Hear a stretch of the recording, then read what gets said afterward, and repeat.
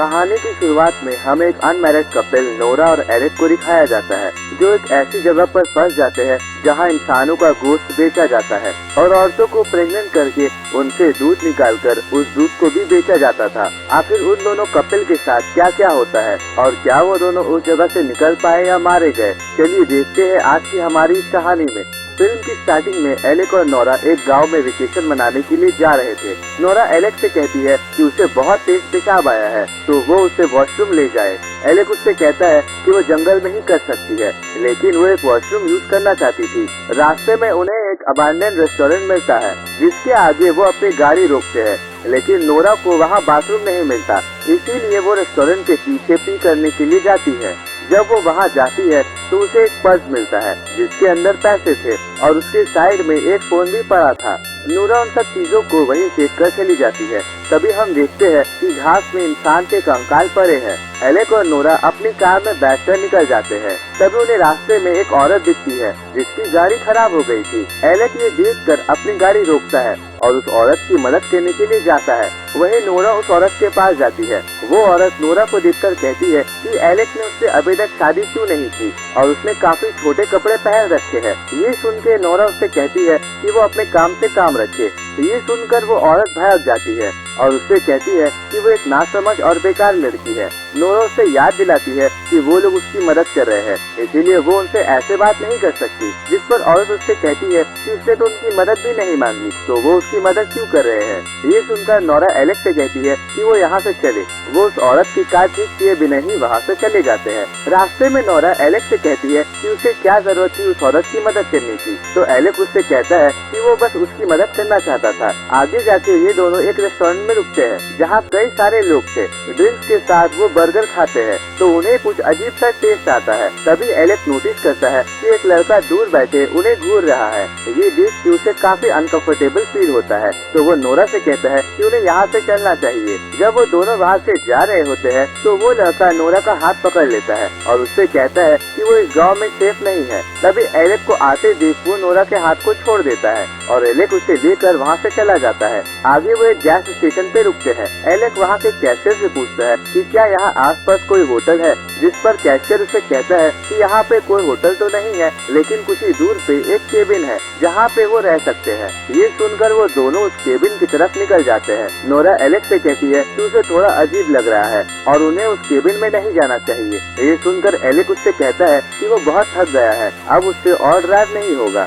जब वो दोनों उस केबिन के बाहर पहुँचते हैं तो देखते हैं कि वहाँ पे कई सारी गाड़ियाँ खड़ी है। ये देखकर वो समझ जाते हैं कि यहाँ पर और भी लोग मौजूद है। जब वो केबिन में जाते हैं तो देखते हैं कि वो पूरी तरह गंदा पड़ा हुआ है और वहाँ कोई भी नहीं था। नोरा कहती है कि यहाँ तो कोई नहीं है, चलो यहाँ से वापस चले। लेकिन एलेक उसे झूठा प्लेट दिखाकर कहता है कि देखो यहाँ बहुत से लोग हैं। फिर वो लोग ऊपर चेक करने के लिए जाते हैं जहाँ उन्हें लैंडलॉर्ड मिलता है जिसका चेहरा बहुत डरावना था। वो उन लोगों को कमरा दिखाने अपने साथ थोड़ा दूर ले जाता है और उनसे कहता है कि ये कमरा आर्मी के लोग इस्तेमाल किया करते थे और ये केबिन बहुत साल पुराना है। वो उनसे इधर उधर की बातें करने लगता है तो नोरा उससे कहती है कि अब आप यहाँ से जाओ, हमें आराम करना है। ये सुन के वो आदमी गुस्सा होकर तुरंत वहाँ से चला जाता है। एलेक उसके ऐसे बर्ताव के लिए उस पर गुस्सा करता है। वो कहती है कि उसे उस आदमी के डरावने चेहरे से डर लग रहा था। वो बातों बातों में देख नहीं पाते कि बगल बेड के चादर में खून का निशान है, मानो कि वहाँ पे लोगों का मर्डर हुआ हो। रात को नोरा और एलेक जब सो रहे होते हैं तो उनके बेड के नीचे एक आदमी छुपा होता है जिसने एक शीट मास्क पहना था।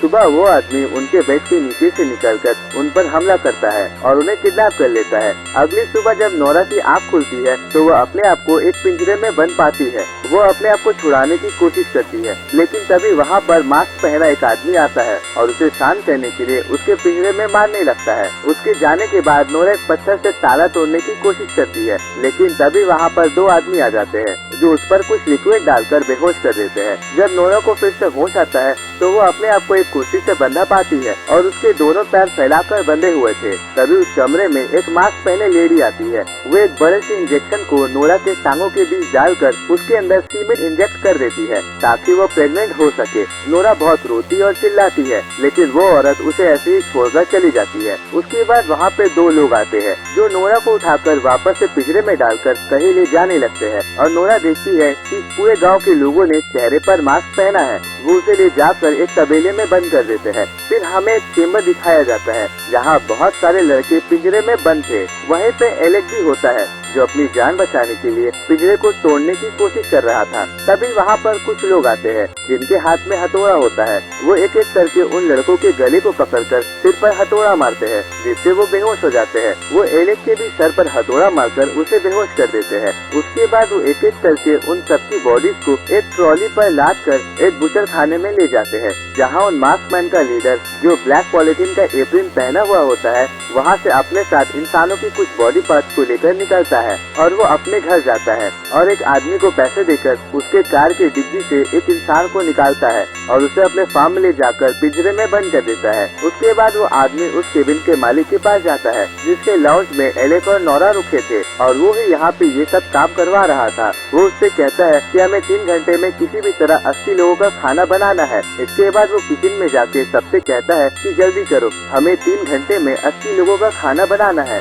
और इस बार काम सफाई से करना, क्योंकि पिछली बार क्लाइंट को खाने में नाखून मिल गया था। फिर हम कुछ लड़कियों को पिंजरे में कैद देखते हैं और मशीन के जरिए उनके ब्रेस्ट से दूध निकाला जा रहा था ताकि वो उस दूध को कस्टमर्स को सप्लाई कर सके। तभी लैंडलॉर्ड और सीनियर मास्कमैन वहाँ आता है। वहाँ एक औरत ने एक बच्चे को जन्म दिया था। सीनियर मास्कमैन इस बच्चे को उससे छीन कर उसका वेट मेजर करता है और देखता है कि वो बच्चा काफी स्वस्थ है, यानी कि उसकी माँ उसे काफी ज्यादा दूध पिला रही थी। इसीलिए वो उस बच्चे को जमीन में पटक कर मार डालता है और उसे एक डस्टबिन में फेंक देता है। ये देखकर उसकी माँ बहुत चिल्लाती और रोती है। फिर वो सारे लोग वो दूध लेकर वहाँ से चले जाते हैं। उन सब के जाने के बाद वहाँ पे वो गैस स्टेशन का ओनर एंड्रू आता है जो कि पागल था और वो भी उन लोगों के साथ मिला था और जिस औरत ने बच्चे को जन्म दिया था उससे पूछता है कि क्या तुम्हें भूख लगी है, तो वो औरत उस पर भड़क जाती है और उसे गालियाँ देने लगती है। ये सुनकर वो पागल उस पर गुस्सा करता है और उसे जान से मार डालता है। फिर जब एक मास्कमैन वहाँ पे इंस्पेक्शन करने के लिए आता है तो वहाँ पर उस औरत को मरा देखकर सीनियर मास्कमैन को बताने के लिए जाता है। इधर लैंडलॉर्ड को क्लाइंट का कंप्लेन आता है जिसमें उसका क्लाइंट कहता है कि अब वो उसे केटरिंग का काम नहीं देगा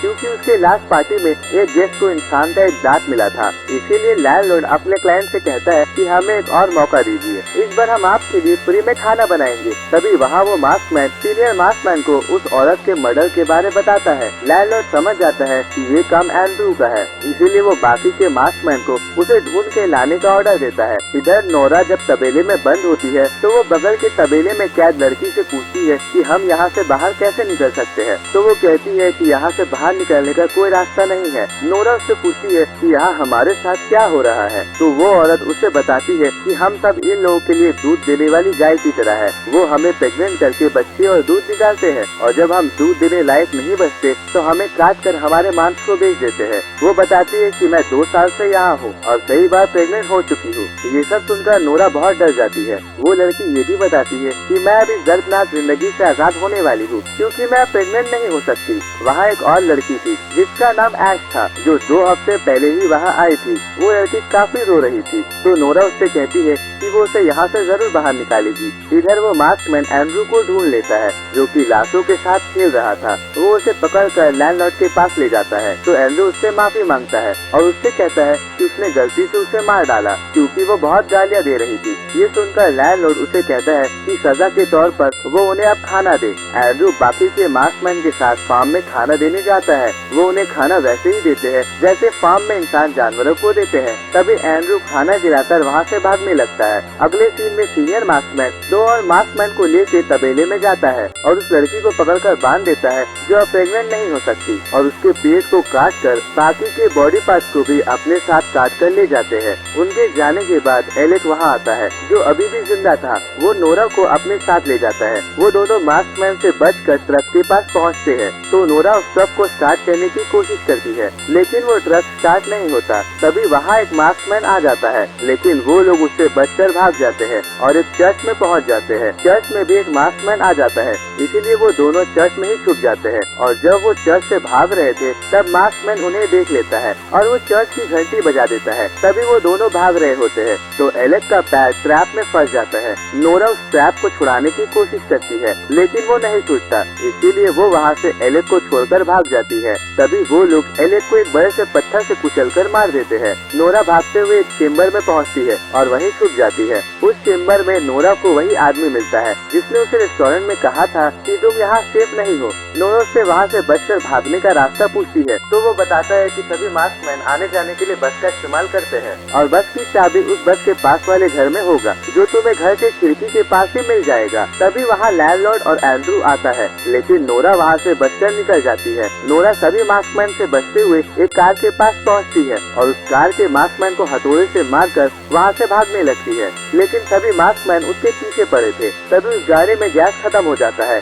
और नोरा कार से उतरकर भागने लगती है। वो भागते भागते फार्म के पास पहुंच जाती है और ऐश को भी आजाद करके अपने साथ ले जाती है। वो दोनों बस के पास वाले घर में जाते हैं और खिड़की से चाबी चुराकर बस की तरफ भागते हैं। बस में आने के बाद वो बस को स्टार्ट करने की कोशिश करती है और बस स्टार्ट हो जाती है। नोरा ये देखकर बहुत खुश होती है और ऐश को बताती है कि बस स्टार्ट हो गई, लेकिन ऐश उसका कोई जवाब नहीं देती। नोरा जब पीछे मुड़ती है तो देखती है कि सारे मास्कमैन उसी बस में पहले से बैठे हैं। फिर सीन कट होता है और हम देखते हैं कि सभी मास्कमैन डिनर टेबल पर बैठे हैं और उन्होंने नोरा और ऐश को मारकर पका दिया है जिन्हें किसी चिकन की तरह डाइनिंग टेबल पर सर्व किया गया था। आप ऐसी वीडियोस और देखना चाहते हैं तो प्लीज फॉलो, शेयर, लाइक।